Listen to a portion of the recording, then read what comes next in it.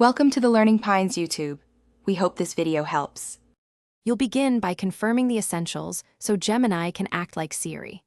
Sign into the Google account that has Gemini access, then install or open the Gemini app and allow microphone and background permissions.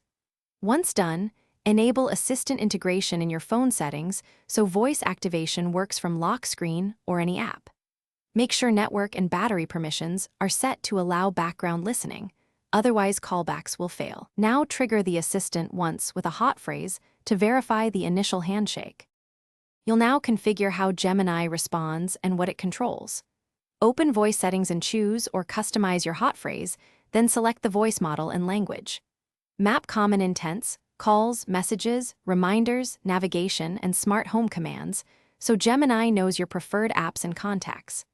Once mapped, test commands in both quiet and noisy settings and tweak sensitivity or push-to-talk if misfires occur. Also set response style to concise or conversational, so replies match the quick, Siri-like interaction you want. You'll finish by refining routines and preparing for problems.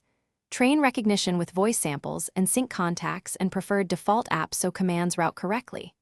Build routines or shortcuts for multi-step tasks, like leaving home to run navigation, lights, and reminders in one phrase. If Gemini stumbles, make sure mic and background permissions aren't restricted by battery optimization.